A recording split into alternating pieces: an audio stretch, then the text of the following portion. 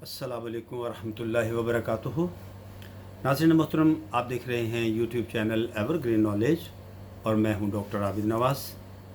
नाज़रीन, उम्मीद है कि आप हमारे इस चैनल को सब्सक्राइब कर चुके होंगे, और अगर अभी तक आपने हमारे इस चैनल को सब्सक्राइब नहीं किया तो अब कर लीजिए, ताकि हमारी आइंदा आने वाली तमाम वीडियोज़ आप तक बर वक्त पहुँचती रहें। नाज़रीन, आज हमारा मौजू है इल्म नजूम, और अपने इस बयान की तरफ बढ़ने से पहले हम इल्म नजूम की वजाहत कर दें कि इल्म नजूम से क्या मुराद है। नाज़रीन, इल्म नजूम उस इल्म को कहते हैं जिसमें फ़ल्की तशक्कुलात, अफलाक और सितारों की औज़ा, मसलन मुकारना, मुकाबला, तसलीस, तसदीस और तरबीब वग़ैरह के ज़रिए आलम को कौनो फ़साद के वाक़यात से बहस की जाती हो। इस इल्म के तीन शोबे करार दिए गए हैं: हिसाबियात, तबीयात, वहमियात। जहाँ तक हिसाबी इल्म का ताल्लुक़ है तो कुरान हकीम ने सराहत के साथ ये बयान कर दिया है कि चाँद और सूरज की गर्दिश हिसाब के मुताबिक है। चुनाचे इरशाद रब्बानी है, अशम्सु वल क़मरु बिहुस्बान, यानी सूरज और चाँद हिसाब के साथ चलते हैं, इसलिए कि ये शोबा काबिल एतमाद है और शरअन इसमें कोई कबाहत नहीं। तबीयात का ये हाल है कि अफलाक के बुर्जों में सूरज के इंतकाल से इस तौर पर बहस करते हैं कि जिसमें मौसम गर्मा, सरमा और बहार की तब्दीली वगैरह का लिहाज करना पड़ता है, इसमें भी कोई बुराई नहीं। और वहमियात में आलम में होने वाले बुरे भले हालात पर सितारों के चलने फिरने से बहस करते हैं, और इसका शरीयत में कोई वजूद नहीं, इसलिए शरअन ममनू है। और इसी पर अल्लामा इकबाल रहमतुल्लाह अलैह ने एक शेर भी लिखा है, बल्कि इससे पहले मैं एक हदीस मुबारका का मज़मून भी बयान करना चाहूँगा कि नबी पाक अलैहिस्सलातु वस्सलाम ने काहिनों और नजूमियों के पास जाने से मना फरमाया, और फरमाया कि ये इस तरह के तवहुमात जो हैं उसमें मुसलमानों को नहीं पढ़ना चाहिए। और अल्लामा इकबाल रहमतुल्लाह अलैह ने सितारों के हवाले से एक शेर यूँ लिखा कि सितारा क्या मेरी तकदीर की ख़बर देगा, सितारा क्या मेरी तकदीर की ख़बर देगा कि ये ख़ुद फर्राख़ी अफलाक में है खार व ज़बून। तो नाज़रीन, ये जो मैंने अभी बात बयान की, इल्म नजूम की जो तारीफ़ बयान की है, ये कशफ़ुल ज़ुनून सफ़ा 381 पर मौजूद है। ग़ालिबन इसी शोबे को इमाम ग़ज़ाली रहमतुल्लाह अलैह ने अल अहया में लिखा है कि अहकाम से मुतल्लिक़ इल्म नजूम के बारे में ये होता है कि अलामात व असबाब की बुनियाद पर आने वाले वाक़यात की पेशन गोई की जाती है। ये बिल्कुल ऐसे ही है जैसे कोई डॉक्टर नब्ज़ देखकर ये बतला दे कि फ़लाँ मर्ज़ अनकरीब पैदा होगा, मगर शरीयत ने मज़मूम करार दिया है, यानी शरीयत ने इसे बुरा करार दिया है। बाज़ उलमा ने कहा है कि अगर कोई ये एतक़ाद रखता हो कि सितारे ही मुअस्सिर हकीकी हैं तो वो हराम का मुर्तकिब है। इमाम शाफ़ई रहमतुल्लाह अलैह का कौल है कि अगर नजूमी का एतक़ाद ये है कि मुअस्सिर हकीकी सिर्फ़ अल्लाह ताला ही है, लेकिन आदत यह है कि औज़ा व हरक़ात मुक़र्ररा से कुछ तासीर पैदा हो जाती है, तो मेरे नज़दीक कोई हर्ज नहीं है। और ये बात वाकई दुरुस्त है कि अगर नजूमी का हकीकी ईमान जो है वो कुदरत इलाही पर ही है और सितारों की मदद से महज वो अपना क़याफ़ा और अपने अंदाज़े पेश करता है, तो ये बात दुरुस्त है। और यही बात जो है इमाम अहमद रिज़ा ख़ान अलैहि रहमतुर रहमान ने भी इरशाद फरमाई है। तो नाज़रीन, आज हम इल्म नजूम की तरफ बढ़ते हैं, अपने मौजू की तरफ। तो ये भी याद रखिए कि इल्म नजूम का सीखना और उसे हासिल करना बुरा समझा गया है, और चुनाचे नबी करीम सल्लल्लाहु अलैहि वसल्लम ने इरशाद फरमाया, जब तकदीर का ज़िक्र होने लगे तो खामोशी इख्तियार करो, जब सितारों का ज़िक्र होने लगे तो खामोशी इख्तियार करो, और मेरे सहाबाए किराम रज़ी अल्लाह ताला अन्हों पर गुफ्तगू होने लगे तो भी खामोश रहो। दूसरी हदीस में है कि मैं अपने बाद उम्मत के लिए 3 बातों का ख़तरा महसूस कर रहा हूँ: इमामों के जुल्म व ज़ियादती से, सितारों पर ईमान व यकीन से, और तकदीर यानी किस्मत के इनकार से। और امیر المومنین حضرت عمر بن خطاب رضی اللہ تعالیٰ عنہ نے ارشاد فرمایا، علم نجوم صرف اتنا سیکھو جس سے تمہیں خشکی یا سمندر میں راستہ مل جائے، پھر اس سے زیادہ مت حاصل کرو۔ تو ناظرین گرامی، علم نجوم سے ممانعت 3 وجہوں سے کی گئی ہے۔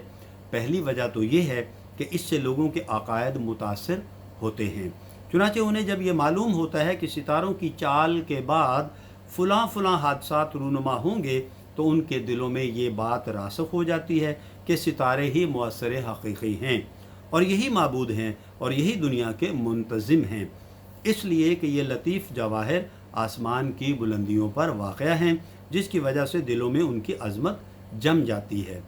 ایسا محسوس ہونے لگتا ہے کہ خیر اور شر کا وقوع انہی سے ہوتا ہے۔ ان اعتقادات کی وجہ سے اللہ کی یاد دل سے نکل جاتی ہے۔ کمزور اور ضعیف الاعتقاد شخص کی نظر وسائل سے آگے نہیں بڑھتی۔ اس کے برخلاف ماہر اور پختہ عالم ان سب حقائق سے خوب واقف ہوتا ہے۔ دوسری وجہ مخالفت کی یہ ہے کہ نجوم کے احکام یا حادثات سے متعلق اس کی پیشین گوئیاں محض تخمینے اور اندازے پر مبنی ہیں۔ ہر کسی کے حق میں ان کا علم نہ واقعی ہوتا ہے اور نہ ظنی، اس لیے ظاہر ہے کہ علم نجوم کے ذریعے کوئی حکم لگانا جہل پر حکم لگانے کے مانند ہے۔ اس صورت میں علم نجوم کی برائی محض اس لیے کی جاتی ہے کہ وہ خالص جہل ہے، اس لیے نہیں کی جاتی کہ وہ بھی علم ہے۔ اور جو حضرت ادریس علیہ السلام کے بارے میں مشہور ہے کہ انہیں علم نجوم دیا گیا تھا، تو وہ معجزہ تھا۔ اب علم ختم ہو چکا ہے، لیکن ہم دیکھتے ہیں کہ کبھی نجومی کی دی ہوئی خبر سچی بھی ہو جاتی ہے تو وہ ایک اتفاقی بات ہوتی ہے اور کچھ نہیں۔ تو ناظرین، بعض اوقات بلکہ بسا اوقات ایسا ہوتا ہے کہ نجومی مسبب کے کسی ایک سبب سے واقف ہو جاتا ہے اور اس کی دیگر شرطیں اس سے اوجھل رہتی ہیں، اور مسبب کا وقوع انہی شرائط پر موقوف رہتا ہے جن کی معلومات کا دائرہ انسان کے بس میں نہیں رہتا۔ اگر اتفاقاً اللہ تعالیٰ باقی شرطوں کو واضح کر دیتے ہیں تو نجومی کا دعویٰ واقعی پورا ہو جاتا ہے، اور اگر وہ شرطیں پوری نہیں ہوتی تو وہ دعویٰ غلط ہو جاتا ہے۔ مثلاً اگر کوئی شخص پہاڑوں کے اوپر سے گھٹا ٹوپ بادل دے کر محض تخمینے اور اندازے سے یہ کہہ دے کہ آج تو بارش ہوگی، حالانکہ آسمان کے ابر آلود ہونے کی صورت میں یہ امکان رہتا ہے کہ بارش ہو جائے، اور اس کا بھی امکان رہتا ہے کہ بارش نہ ہو، دھوپ نکل آئے، تو یہ بات واضح ہو گئی کہ محض بادلوں کا ہونا بارش کے لیے کافی نہیں ہے، بلکہ بارش کے دیگر اسباب بھی ہو سکتے ہیں۔ ایسے ہی اگر کوئی ملاح ہواؤں کا رخ دیکھ کر یہ دعویٰ کر دے کہ کشتی صحیح سلامت گزر جائے گی، اگرچہ وہ ہواؤں کا تجربہ کار اور ہواؤں کے رخ کو خوب پہچانتا ہو، تاہم ہواؤں کے اور بھی اسباب ہو سکتے ہیں جو اس کے علم میں نہ ہوں، اس لیے کبھی تو اس کا کہنا واقعہ کے مطابق ہوتا ہے اور کبھی اس کا یہ اندازہ غلط نکلتا ہے۔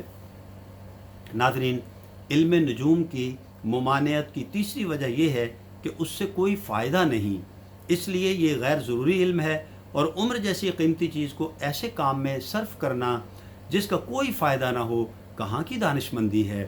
اس سے بڑھ کر اور کیا نقصان ہو سکتا ہے؟ جیسا کہ ایک روایت میں ہے، جناب رسول اللہ صلی اللہ علیہ وآلہ وسلم کا گزر ایک ایسے شخص کے پاس ہوا جس کے ارد گرد لوگ جمع تھے۔ آپ نے فرمایا، یہ کون ہے؟ عرض کیا گیا، یا رسول اللہ، یہ بڑا جانکار آدمی ہے۔ آپ نے فرمایا، کس چیز کے بارے میں معلومات رکھتا ہے؟ تو لوگوں نے جواب دیا کہ اشعار اور عرب کے نظموں کے بارے میں۔ آپ نے فرمایا، اس کے پاس ایسا علم ہے جس سے کوئی فائدہ نہیں، اور اس سے جہل نقصان کا باعث نہیں۔ یہ حوالہ ہے ابن عبد البر کا۔ دوسری روایت میں یوں وارد ہے، علم تو بس 3 ہیں: آیت محکمہ کا علم، سنت جاریہ کا علم، یا مال موروثہ کی تقسیم کا علم، اور یہ حوالہ ہے ابو داؤد اور ابن ماجہ کا۔ ان دونوں احادیث سے معلوم ہوتا ہے کہ علم نجوم اور اس جیسے دوسرے علوم میں مشغول ہونا اپنے آپ کو خطرے میں ڈالنا ہے، اور ایسے امور میں اوقات ضائع ہے جن سے کوئی فائدہ نہیں۔ اس لیے جو کچھ قسمت میں ہے وہ تو واقع ہو کے رہتا ہے۔ یہ بھی ملحوظ رکھیے کہ علم نجوم کا طب سے اور علم تعبیر سے موازنہ نہ کرنا چاہیے، اس لیے کہ طب سے انسانی ضروریات وابستہ ہیں۔ دوسرے یہ کہ اس کے اکثر دلائل حکماء اور اطباء کو معلوم ہو جاتے ہیں۔ ایسے ہی تعبیر کا علم ہے، یہ اگرچہ قیاسی ہے لیکن اسے احادیث میں نبوت کا 46واں حصہ قرار دیا گیا ہے، نیز اس میں کسی قسم کا خطرہ اور عقیدے کے بگاڑ کا اندیشہ نہیں ہے۔ علامہ دمیری کہتے ہیں کہ اسی ضرورت کے تحت ہم نے اپنی کتاب میں ان دونوں علوم طب اور تعبیر سے دلچسپی لی ہے، چونکہ ان علوم میں غلطیوں کا امکان کم ہے۔ تو ناظرین، آج کا ہمارا جو لیکچر ہے یہ علامہ کمال الدین دمیری رحمۃ اللہ علیہ کی کتاب حیات الحیوان کی جلد اول کے صفحہ نمبر 81 اور 82 سے ہے۔